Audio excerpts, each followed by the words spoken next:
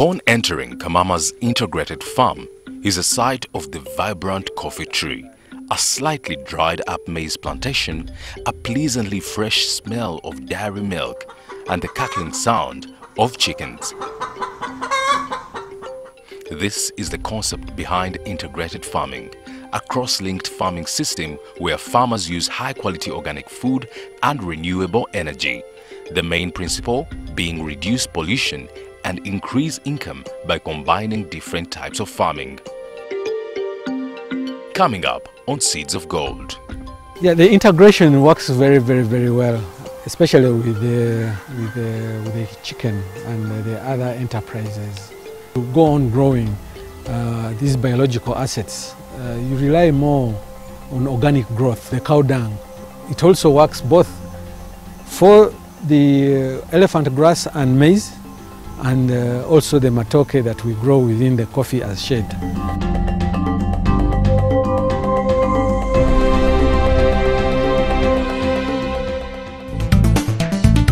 Fred manages a 300-acre farm that has been integrated to handle dairy, maize, coffee and poultry. In his endeavor to reduce the risk factors but increase productivity in his agribusiness, Fred uses organic means to generate what is required from one product to another, a beautiful self-sustained ecosystem. My name's Fred Luzinda Mukasa. My qualifications, I'm a chartered accountant, but now retired into commercial farming.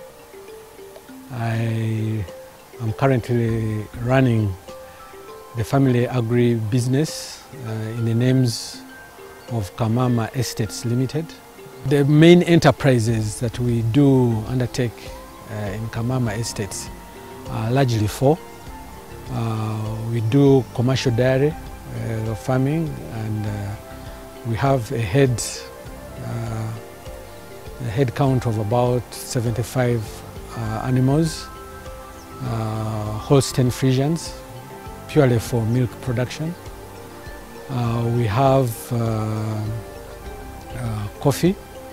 We have so far established 50 acres of Robusta, now in production. We have poultry, where we are here, the poultry section, with a built capacity of 40,000 birds. And we also grow maize, which is one of the largest inputs that we use for feeding both the livestock and the staff on the farm. The importance of an integrated agriculture system is to alleviate strains on fertilizers, pesticides and cultivations. However, it's essential to understand which components are compatible and at what stages. The first interest was setting up a village home. But of course, a village home, like my father's setting, it had cows. So the first idea was to open up the land, do the paddocks, grow a bit of matoke for food, grow a little bit of maize to feed the cows, because I had already acquired the skill of preparing silage, especially so for the dairy cows, so that they don't suffer that much during the dry season when pasture is not that plentiful. So we first integrated the cattle with the maize. The maize we would grow, do the silage, feed the cows. We use the cow manure to feed the matoke, and also to plant the maize. Of course, it was at a smaller scale at that time. The integration between dairy and maize is mainly to produce silage for the cattle from the maize grown. Silage is a grass or green fodder preserved by acidification, fermented, compacted and stored in airtight conditions, typically in silos for future use. Maize is one of the animal fodders used in making silage for dairy. But what are the essential key factors to consider for the two products to be mutually beneficial? During the dry season, the grass or the pasture is limited.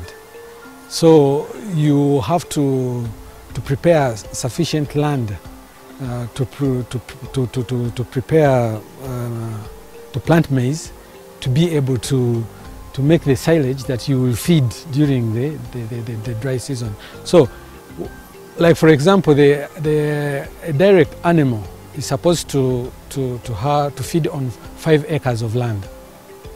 If it is going to be feeding freely on grazing, that's the ratio that the technical people give us. 1 direct cow, 5 acres of land. Now, with that sort of land, especially with competing enterprises, you cannot leave the 5 acres to 1 cow. So that's why you have to supplement. So the supplementation comes in either through production of hay or production of silage. For us, we chose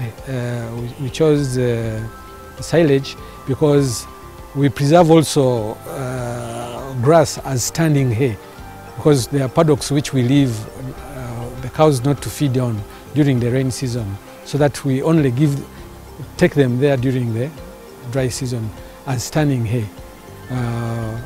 We have not advanced that much to produce the actual bales of hay like some other farmers do.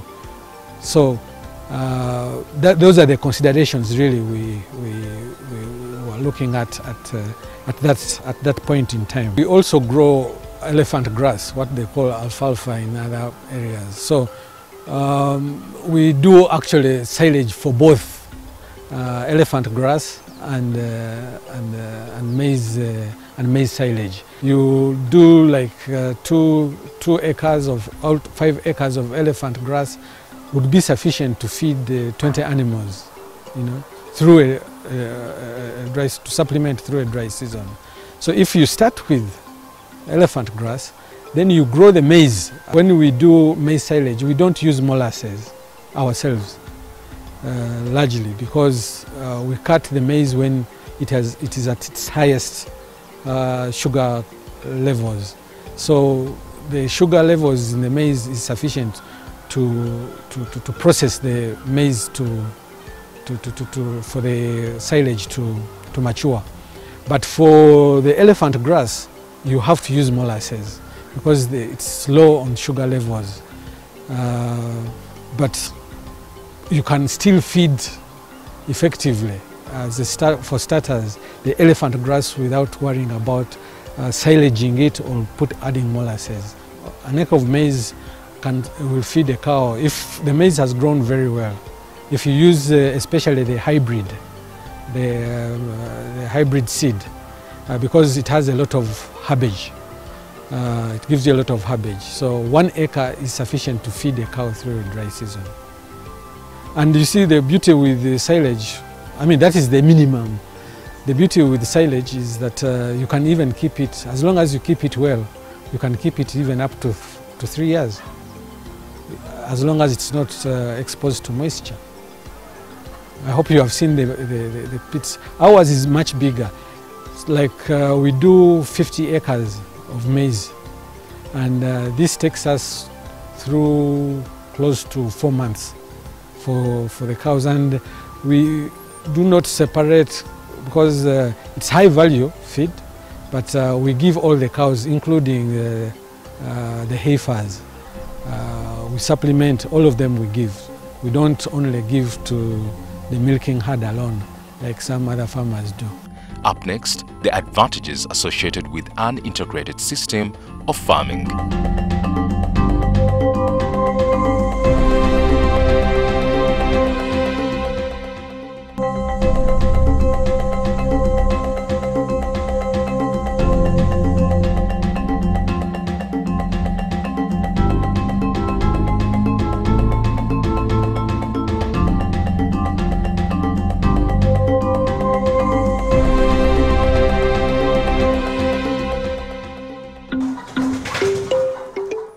Consistency in agribusiness is key. Fred knows this quite well and struggles to sustain each venture. To maintain this consistency, he has built the farm on finding solutions to shortcomings through other productive ventures. This is how the chicken business was integrated with coffee, dairy and maize. Integration works very, very, very well, especially with the chicken. For starters, as we bring in new chicks, day one old chicks, the system we use here is deep litter.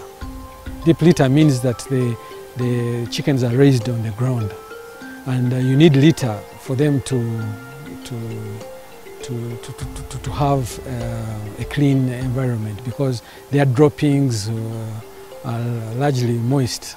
So when they drop into the litter, they actually dry quickly, after them also scratching. So we use the coffee husks to start the deep litter system. So at the beginning of each house requires about 20 bags of litter of coffee husks. So when we process our coffee husks, our coffee from the primary mill, we actually collect those husks and keep them here in readiness for the brooder. Then when we offlay the buds, we use the litter to grow as fertilizer or as manure to grow maize, and actually it does very, very well. We actually also take it back to the coffee. I hope you have seen how good the coffee is looking, and that is largely because of the chicken litter. It is the perfect fertilizer that you can have on the farm. Now, same applies to the cow dung. It also works both for the elephant grass and maize, and also the matoke that we grow within the coffee as shade. We have not been using at all any artificial fertilizers like urea or NPK.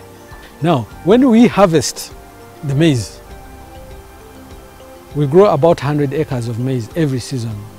You saw us harvesting now, but already we had harvested, we were harvesting corn, the actual grain, but we have already cut down the maize that was for silage. Now, the maize feeds the cows as silage. The grain comes back to the poultry. In our formula, we have an ingredient that is called broken maize. We actually put maize corn in a hammer mill and crush it into small pieces, and that's largely for all stages of the chicken, especially the chick stage and the grower stage. Those we do not compromise, because if you want to have a good flock of birds, prepare them early. Feed them well when they are young. Feed well the young stock, and they will give you the end result. If you compromise the young stock, evidently it will catch up with you as they grow or as they start laying. They will never reach their full capacity. But our concentration now is that we don't compromise as far as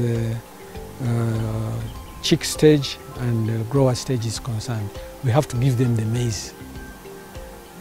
If the maize is in short supply, the first ones that suffer are the layers. Productivity is not compromised that big, even if you actually don't or reduce the amount that you would give them. So as far as integration is concerned for maize, it does give us, both on the side of the dairy cattle, and also in the poultry. Egg-laying chickens in particular need a special diet in order to produce eggs regularly. In the current situation, poultry feeds are quite expensive, yet there is limited sale to generate income. Fred looks at the advantages of creating your own feed from an integrated system if you are running low on cash. In feed, you should be able to make two decisions: whether you have the capacity to prepare the feed yourself, or to source it from a feed supplier. The biggest problem that we have, if you are sourcing it from a non-renowned supplier, is issues of adulteration. They are massive. You go into the market, they will sell you anything, from sand to dust. But for purposes of ensuring that you are actually in control, in full control, the best is to mix your own feed. We do mix our own feed here. We have, over the time, developed our formula, what does best for us. And we buy the ingredients, we have the suppliers, they are readily available, and we have been changing these formulas as time passes based on the availability of inputs. And like for example, the major one that we have transformed is the movement from fish as a protein source to soya. So we are actually starting even to grow the soya ourselves. You didn't find it in the garden because we have already harvested, but we have attempted to grow some of this soya, and the output is quite impressive. So we will find that we are going to open up more land to grow soya bean as a source of protein. And we did make the comparisons. We found that actually there was no big difference in productivity for the birds that we controlled on soya and those that we controlled on fish. Now the challenge with fish is fluctuations in quality and fluctuations in price. Sometimes it disappears and you don't find mkene anywhere. So we felt, and we are more settled now, that we are really using soya, both soya bean and soya cake as the source of protein. The other ingredients are available, things like amino acids, things like toxin binders. Integration should not just stop on the farm. We need to expand our markets if we are to survive these complex times. Fred recommends. As farmers, we should learn how to integrate forward, be able to control or to have a participation in the market, either as a group of farmers or as individuals. Like for example, for our size as a farm, we have now an outlet, both in Masaka town and in Ovino Mall in Kampala. So that helps us in evacuating our eggs, especially since the market we had planned for initially, which was Eastern Congo and Rwanda, having closed. So our current customers, most of them come from distant places. The Masaka ones are local, Masaka area, but the ones from Kampala, we pick people. People come from Bundibujo, they come from Sudan, they come from Kenya, come from Iganga, and even within Kampala itself. Next week on Seeds of Gold, surviving COVID on the farm.